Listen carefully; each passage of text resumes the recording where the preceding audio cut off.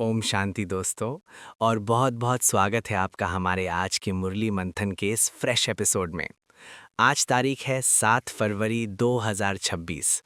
आज की मुरली का वाइब थोड़ा अलग है। आज बाबा ने एक बहुत ही प्रैक्टिकल टॉपिक पर बात की है। ओम शांति रवि और हमारे सभी श्रोताओं को ओम शांति। तुमने सही कहा, आज की मुरली सर्विस पर फोकस्ड है। आज बाबा ने उन बच्चों की पहचान बताई है जो सच्चे सेवाधारी है। सिमरन, टाइटल में ही बाबा ने कहा, मीठे बच्चे, बुद्धि में स्थायी एक बाप की ही याद रहे तो ये भी अहो सौभाग्य है। लेकिन फिर प्रश्न में पूछा कि जिनको सर्विस का शौक होगा उनकी निशानी क्या होगी। जवाब बहुत इंटरेस्टिंग है। वह रूहानी सेवा में अपनी हड्डी हड्डी स्वाहा कर देंगे। मतलब पूरी तरह डेडिकेशन। हाँ रवि, हड्डी हड्डी स्वाहा करना मतलब दधीची ऋषि की तरह। जैसे दधीची ने राक्षसों को मारने के लिए अपनी हड्डियों का वज्र बनाने के लिए दे दिया था, वैसे ही रूहानी बच्चे अपनी रूहानी नॉलेज सुनाने में अपना सब कुछ लगा देते हैं। बाबा ने कहा, वो मुख से ज्ञान सुनाए बिगर रह नहीं सकते। उनके अंदर खुशी का ऐसा नशा होता है कि वो नाचते रहते हैं। नाचते रहते हैं, ये सुनना अच्छा लगता है। अक्सर हम सर्विस को एक बोझ मान लेते हैं, लेकिन बाबा कह रहे हैं कि असली सर्विस वो है जो खुशी से हो। सिमरन, आज मुरली की शुरुआत में सगाई और वायदे की बात हुई। बाबा ने कहा, यहाँ तुम बच्चे किसके साथ प्रतिज्ञा करते हो? ईश्वर के साथ। लेकिन फिर भी लोग भटक जाते हैं। ये बहुत ही ह्यूमन नेचर है। बाबा ने कहा, जिसने विश्व का मालिक बनाया उसको भी छोड़ देते हैं। यहाँ यानी मधुबन में बाबा के सामने बैठकर नशा चढ़ता है कि बाबा आया कि आया, लेकिन बाहर सेंटर पर जाकर वो फीलिंग कम हो जाती है। वहाँ समझते हैं बाबा की मुरली आई। बाबा ने कहा, यहाँ और वहाँ में बहुत फर्क रहता है। क्योंकि यहाँ हम सम्मुख हैं। लेकिन सिमरन, एक बात जो मुझे खटकी, बाबा ने कहा यहाँ भी सब शिव बाबा की याद में नहीं रहते। कोई को पति याद आता है, कोई को संबंधी। बुद्धि भटकती रहती है। बाबा ने कहा, कोई विरला होगा जो स्वामी की याद में बैठा होगा। ये तो रियलिटी चेक है। बिल्कुल, बाबा अंतर्यामी हैं। वो जानते हैं कि बच्चों के दिमाग में क्या चल रहा है। बाबा ने कहा, कुछ बच्चे मुरली सुनते वक्त भी सर्विस के ख्यालात में होते हैं। इस चित्र में करेक्शन करें, ये लिखें। लेकिन अच्छे बच्चे वो हैं जो उस समय सिर्फ सुनने पर फोकस करते हैं। अगर सुनते वक्त दिमाग कहीं और है तो धारणा नहीं होगी। और अगर धारणा नहीं होगी तो सर्विस कैसे करेंगे? बाबा ने कहा, कच्चे पड़ जाएंगे। सिमरन, ये रूहानी हड्डी सर्विस और जिस्मानी हड्डी सर्विस में क्या अंतर है? जिस्मानी सर्विस मतलब स्थूल काम करना, जैसे भोजन पकाना, खिलाना, सबको राजी करना। बाबा ने कहा, ये भी सब्जेक्ट है। लेकिन रूहानी सर्विस है ज्ञान धन का दान करना। बाबा ने कहा, जिसको सर्विस का शौक होगा वो उछलता रहेगा कि जाकर किसी को ज्ञान सुनाऊं, क्योंकि ये धन सिर्फ एक बाप के पास है। उछलता रहेगा। I love this energy. अच्छा सिमरन, आज बाबा ने रिगार्ड की भी बात की। रिगार्ड रखना होता है, लेकिन एक एक्सेप्शन भी दिया। अगर कोई छोटा होशियार हो जाए तो क्या होगा? हाँ, ये बहुत इंटरेस्टिंग पॉइंट है।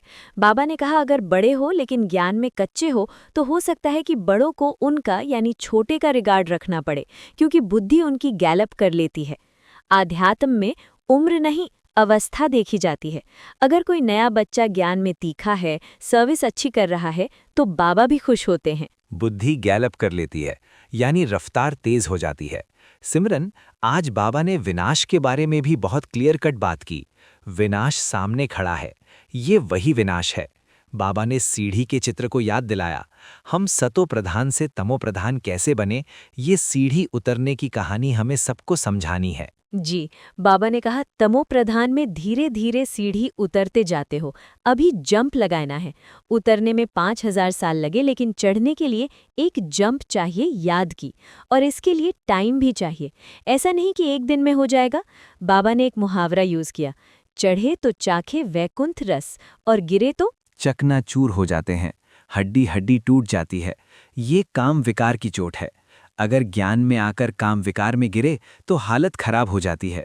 इसे बाबा ने जीवघात कहा है। सही कहा, हमें चढ़ती कला में जाना है। रवि, आज बाबा ने साइंस की भी तारीफ की।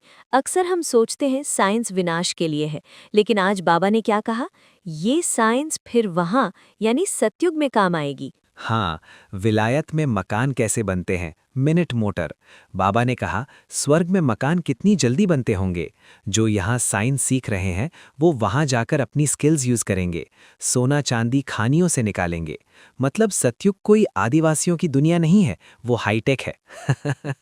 बिल्कुल, वो प्योर हाईटेक है। रवि, आज बाबा ने सर्विस प्लान्स पर भी बात की। बाबा ने कहा भारत में हुनर दिखाएं तब फिर बाबा बाहर में भी भेजेंगे।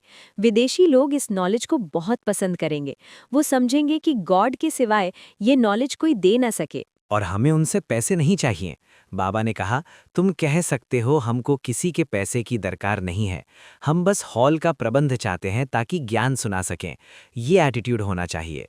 सिमरन, आज बाबा ने अमर कथा का असली मतलब भी समझाया। दुनिया में लोग अमरनाथ की कथा सुनने जाते हैं। हाँ, बाबा ने कहा तुम अभी जानते हो कि हम अमर बाप द्वारा सच्ची सच्ची अमर कथा सुन रहे हैं। अमर कथा वो है जो हमें मृत्यु लोक से अमर लोक यानी सतयुग ले जाए। शास्त्र सुनाना रूहानी सर्विस नहीं है, वो जिस्मानी सर्विस है। रूहानी सर्विस सिर्फ रूहानी बाप सिखाते हैं। अब आते हैं आज की धारणा पर। आज हमें अपनी टू डू लिस्ट में क्या डालना है? धारणा के दो मुख्य पिलर हैं आज। नोट्स लेना, बाबा जो ज्ञान का खजाना देते हैं उसके नोट्स लो, टॉपिक्स निकालो और उस पर समझाओ। खुशी में नाचना, ज्ञान धन का दान करके खुशी में नाचना है, सर्विस में तत्पर रहना है। और आज का वरदान? सिमरन, ये वरदान तो बहुत ही पावरफुल और पोएटिक है। सच तो बिठो नच। हाँ, वरदान है सत्यता की महानता द्वारा सदा खुशी के झूले में झूलने वाले अथॉरिटी स्वरूप भव। बाबा ने कहा है सत्य की नाव हिलेगी लेकिन डूबेगी नहीं।